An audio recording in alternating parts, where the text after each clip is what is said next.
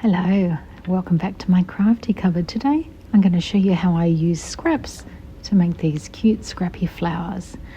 You can use them to embellish your clothing, go on your scrappy projects, in your art journals, all sorts of uses. What can you think of to do with them? Let's get started. Draw petal shapes on your scraps. I'm so glad you're here with me today. I've made myself a nice cup of tea and I've gathered together these tiny treasures, fabric offcuts and the lace scraps and some beads, and I thought we could settle in together as I stitch some pretty little 3D flowers.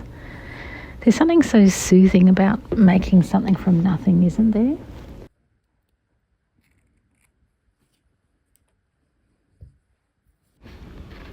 So these little scraps are just from my hexagons, which in themselves sometimes are scraps. On this particular project though, they were fabric I bought for the purpose of making hexagons, and you end up with the little triangles left over, so perfect to fit a little petal shape in those.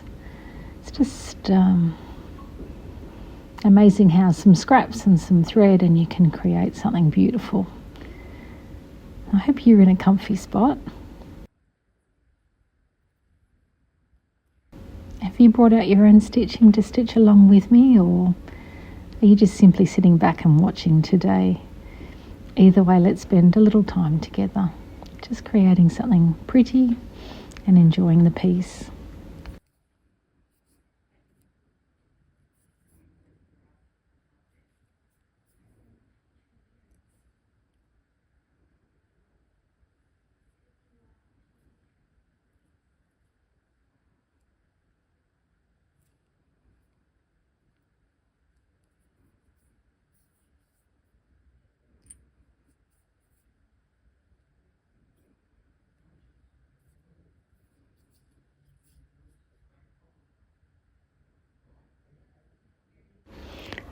Hey, I didn't do too bad, did I? My success rate of threading the needle on camera lately has been much higher than in the past. So that's good. This thin thread is lovely because it disappears on the project. You can't see it, but I tell you what, it does slip out of the needle pretty easily as well, meaning I've got to thread the needle more often.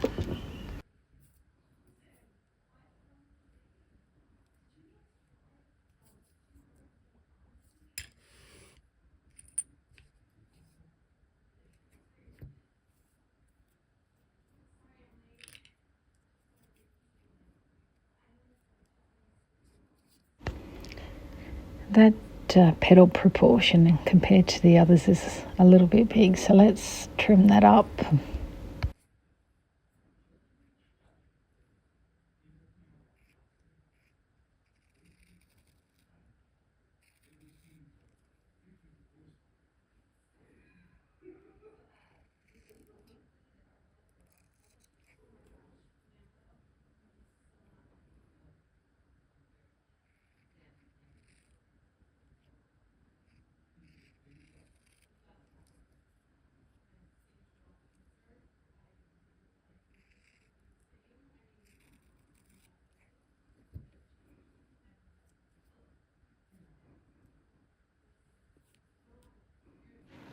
Gosh, it's satisfying using up little pieces of scraps and seeing something cute evolve from them, isn't it?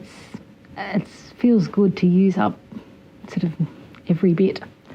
And speaking of that,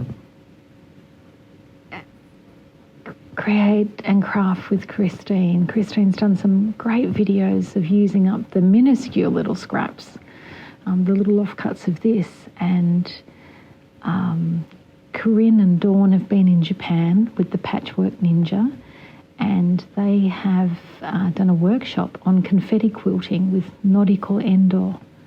And if you haven't seen those videos, I highly recommend going and checking it out, because you can actually take these little scraps that come off making these flowers and create something amazing with them.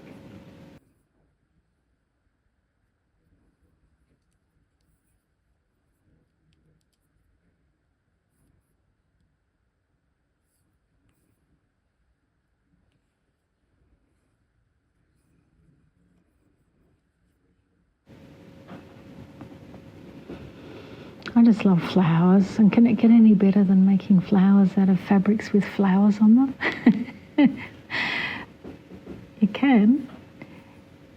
It's having a beautiful flower on your desk as you work as well. My favourite rose is called Blue Moon, and it is such a large bloom with such a heady fragrance. Such a pretty colour. Oh, it's just an utter delight for the senses. What's blooming near you lately? What have you seen out on your walks, or do you have a favourite flower in your garden?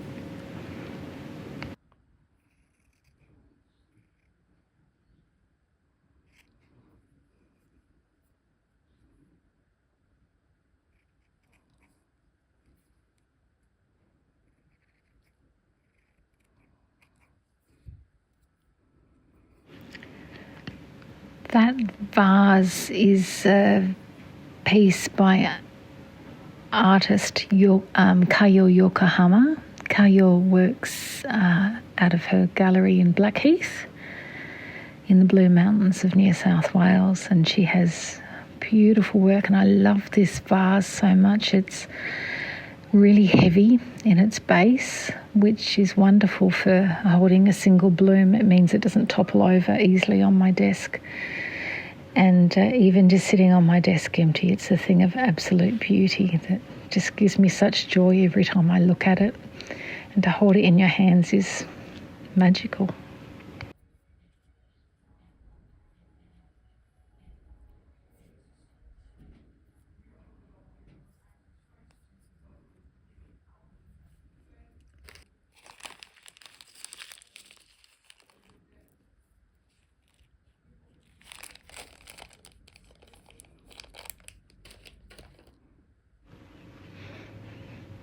The other night I saw Primary Trust at the Ensemble Theatre in Kirribilli. I went with my husband, and I'm still thinking about it. It's a really gentle and a moving play about a man named Kenneth whose life takes a turn when he loses his job at a bookstore. And it explores the effect that his past has had on him and how he copes in his everyday life now. And for me, it was sort of really about change, coping with trauma, connection to others, and learning to sort of open yourself up to life. And the cast was wonderful. They were really natural and believable. And I was in awe of the actress who played so many different roles in very short snippets, and how she sort of brought that different energy and personality to each of them. It was a really emotional story, and it wasn't flashy in any way, just a really honest, full of heart. And, you know, it brought a tear to my eye, and I left feeling sort of really connected and uplifted by the whole experience. It was just a beautiful, warm night at the theatre. I love the Ensemble Theatre for how close you are to the cast. It's just this tiny little, semicircle. And it's just a beautiful little spot overlooking the harbour. I feel connected to it because I was in that area a bit as a child. My dad was a yacht rigger, and he had a boat shed there at Kirribilli, and I've got a lot of fond memories of being there with Dad and getting a lemonade at the Sydney Flying Squadron. And it's a really lovely place to go and eat a meal now as well. I highly recommend it. So, yeah, if you love theatre and you haven't been to the Ensemble Theatre, this play I think runs till July, halfway through July maybe.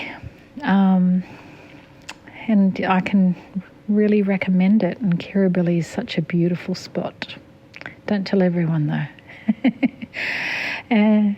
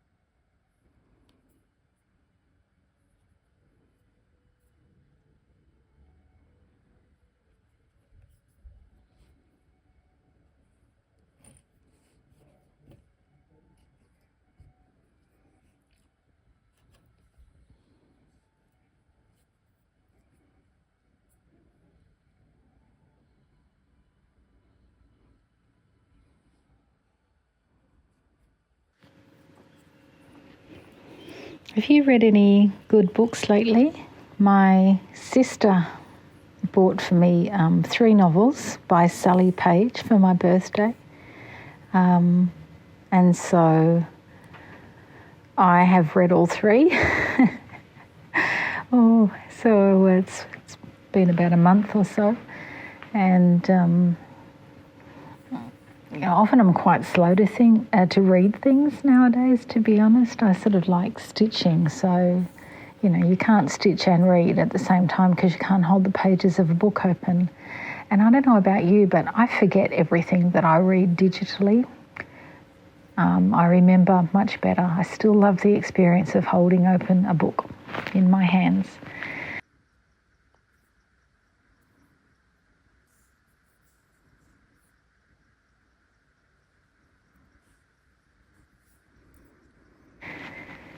And so these were lovely little novels to read. They were sort of quite warm, and they're stories of ordinary people with ordinary lives, and the connections that they forge.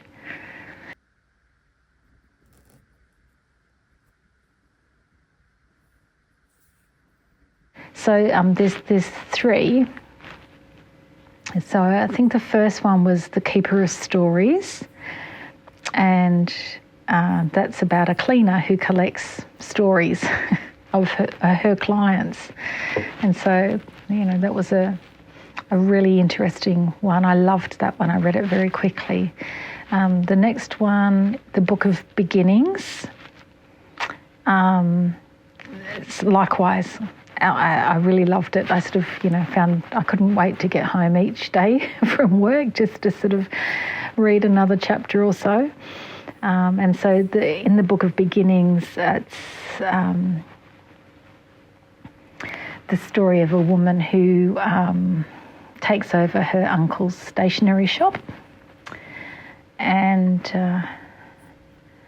she's got some secrets in her past and meets characters who have secrets in their past. Not huge secrets, just, little things. And it's the stories of how these people connect and find hope. So I really enjoyed that one. The third one's The Secret of Flowers. And in that one, there's a woman who, again, sort of starting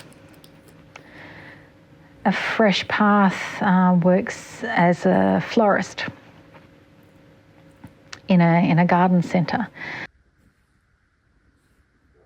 I have to say with that one, The Secrets of Flowers, I enjoyed it, but I don't know.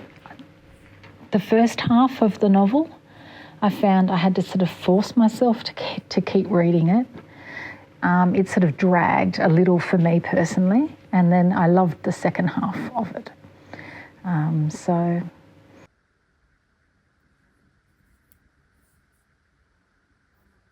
I do recommend all three. They're nice, easy reads. And so that's from the author Sally Page. It was a lovely birthday gift for me, and I loved spending time with the characters in those novels.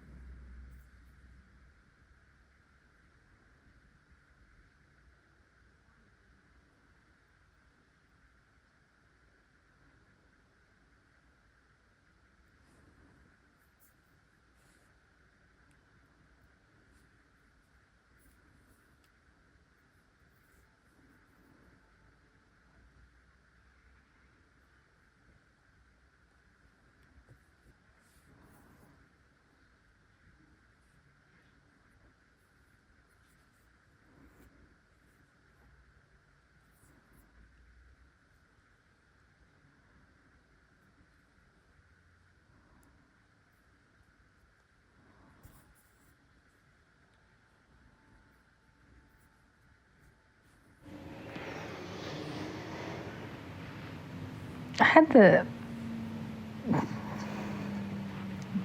don't know if it's bizarre or just interesting but the other night we'd been out and I was driving home. It was around midnight and we drive past this paddock. It's a very large paddock and the grass has sort of grown quite long in it. And so being a cold night, there was sort of that mist, that fog that sort of rolls out. So it's not high in the sky, it's just rolling along the ground sort of. And I see it as we're approaching and I think in my head, oh, now we need to see the fox come running out in the fog. I don't know why I associate fox and fog. It must be in our folklore or something, I don't know. And lo and behold, there was the fox. It was just a very bizarre moment of, thinking something in your head and then it's actually there. And so, the fox sort of, saw us coming and sort of crept back into the shadows, back into the fog of the paddock. It was an unusual experience. Still been thinking about it days later. So, seeing how I manifested the fox, I've been sitting here ever since thinking of $1 million, but so far, no such luck, nothing forthcoming. So I'll keep you posted.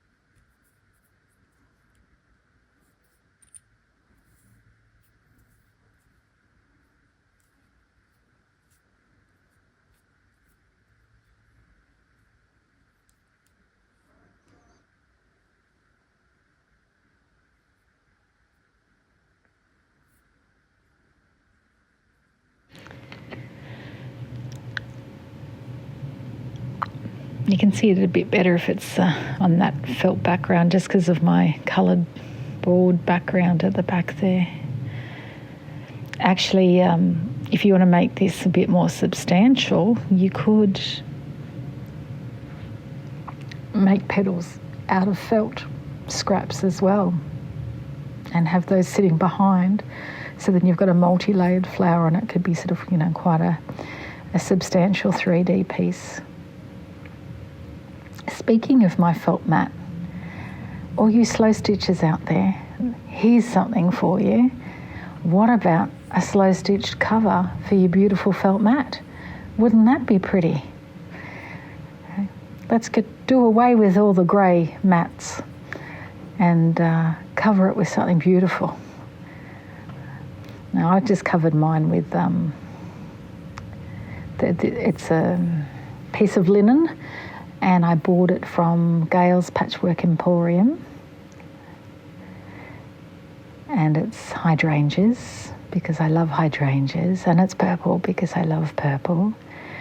And I absolutely love having covered my mat. I did it because I want to iron on it quite a bit, and the fabrics I want to iron require a hot iron setting, and the mat is made of wool, which doesn't like hot irons at all. And so by covering the mat, I am now able to iron more successfully upon it. But of course it does have the added bonus of being particularly beautiful to look at as well. So, thinking about these flowers, how would you use them? I can imagine all sorts of amazing things. Wouldn't it look gorgeous to have a cluster of 3 or so upon your hat, on a headband, on a cuff of your cardigan, or your jacket, sewn together as a brooch so you can pin it wherever you like and move it to all of those different items at different times. Pin that cluster on your hat, on your jacket as a lapel brooch, on your cuffs. What about on your shoes? Wouldn't that be cute? Earrings, if you wear earrings, make tiny little ones, little dangly flowers hanging from your earrings. Of course, in all your slow stitching projects, on the covers of your journals, on your pages. Attach them to some pipe cleaners or some skewers and display them in a vase. Decorate your pots. Make a little enchanting bunting of flowers rather than just triangles. The possibilities are just endless. What do you think? What else could we use them for? Have you made flowers like this? Do you do them in a different way? So love to hear from you and all your ideas. So please make sure you share with us in the comments.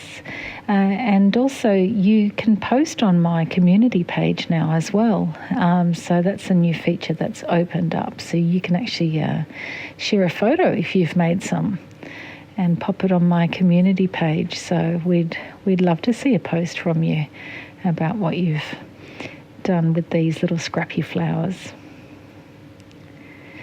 Maybe you've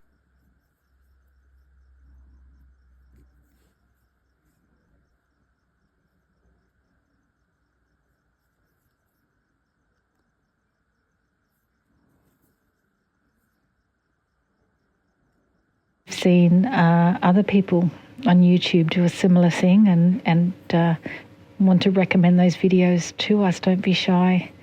Share us a link.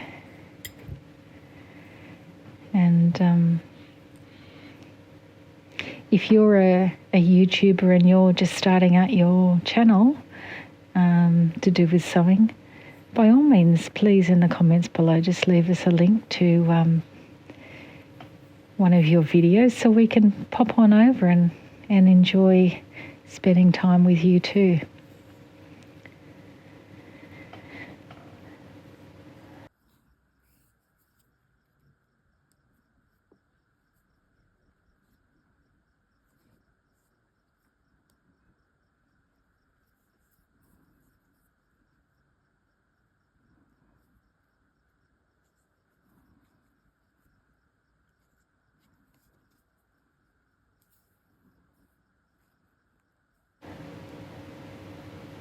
Well, I hope you've enjoyed spending this half hour with me today, and I look forward to seeing you all back again next week. I post every Saturday morning at 6 a.m. our time, which for the other half of the world, that's probably Friday nights for you. Well, take care, everyone, and I wish you all happy stitching, and I will see you again next week. Bye-bye.